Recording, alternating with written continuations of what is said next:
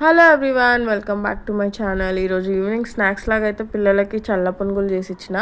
దాంతోపాటు యూట్యూబ్లో చూసి మరీ చేసిన మధురై తన్నీ చట్నీ అంట. టేస్ట్ అయితే చాలా బాగా వచ్చింది. ఇంకా దీనికోసం మైదా పిండిలో కొంచెం సాల్ట్ వేసి మిక్స్ చేసుకున్నా ఫస్టే. దాని తర్వాత కొంచెం పెరుగు వేసేసి, పెరుగు అయితే కొంచెం పుల్లటి పెరుగు తీసుకుంటే మంచిగా వస్తాయంట. ఇంకా నేను కూడా ప్యాకెట్ పెరుగు ఉండే, ఇంకా తోడేసిన పెరుగు ఉండే, రెండు అయితే మిక్స్ చేసి వేసేసిన. ఇంకా దాన్ని ఫస్ట్ మంచిగా మిక్స్ చేసుకున్నాక పెరుగుని దాని తర్వాత కొంచెం కొంచెం వాటర్ వేసుకుంటూ దాన్ని ట్యాప్ చేస్తూ కలపాలన్నమాట. ఎంతసేపు కలిపితే అంత మంచిగా వస్తాయి పునుగులు. ఇంకా దీనికైతే కంపల్సరీ ఒక 30 minutes అన్న రెస్ట్ ఇవ్వాలి, అప్పుడే పునుగులు అనేది బాగా వస్తాయి. ఇంకా చట్నీ కోసం అయితే ఒక ప్యాన్ పెట్టుకొని ఆనియన్స్ పచ్చిమిర్చి అయితే ఫ్రై చేసుకున్నా. ఇంకా ఫ్రై అయినాక పుట్నాలు వేసేసుకొని, పుట్నాలు లైట్గా ఫ్రై అవుతే చాలు. ఇంకా అది పుట్నాలు ఫ్రై అయినాక కొంచెం పక్కకు పెట్టేసాలి చల్లగా అయ్యే వరకు. అందులో ఉప్పు వేసుకొని గ్రైండర్ చేసుకుంటే సరిపోతుంది, ఇంకేం వేయని అవసరం లేదు.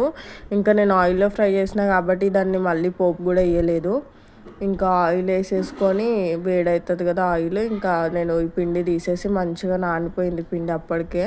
ఇంకా దాంట్లో కొంచెం బేకింగ్ సోడా వేసేసి మళ్ళీ ఒక 5 minutes అట్లా దాన్ని ట్యాప్ చేసి, ఇంకా నేను ఈ చల్లారిపోయిన చట్నీ మిశ్రమం ఉంది కదా, పుట్నాలు అవన్నీ మిక్సీ అయితే చేసేసుకున్నా.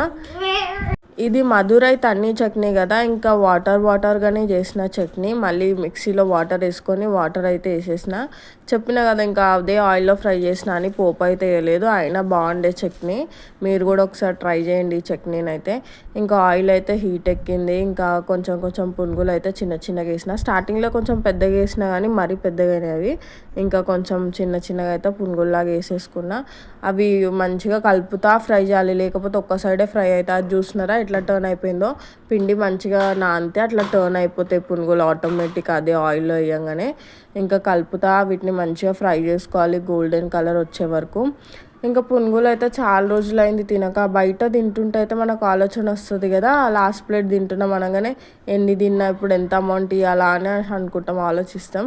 ఇంట్లో చేసుకుంటే అయితే అసలు లెక్క పెట్టకుండా ఎన్నైనా తినేయచ్చు.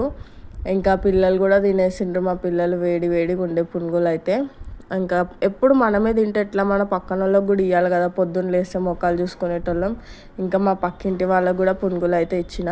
ఇంకా ఫస్ట్ అయితే నేను కొంచెం టిష్యూ పేపర్లో వేసుకున్న, ఆయిల్ ఉంటుంది కదా పిల్లల కోసం అని చెప్పేసి. ఇంకా మళ్ళీ ఫస్ట్ మా పక్కింటి వాళ్ళకి ఇచ్చేసి ఇంకా మేము కూడా తినేసినాం. సో పునుగులు అయితే చాలా బాగా వచ్చినాయి. ఒకసారి కంపల్సరీ ట్రై చేసి చూడండి మీరు కూడా. రెసిపీ ఎట్లా వచ్చిందో తప్పకుండా కామెంట్ చేయండి. ఇంకా ఇట్లాంటి వీడియోస్ కోసం నా ఛానల్ అయితే సబ్స్క్రైబ్ చేసి పెట్టండి.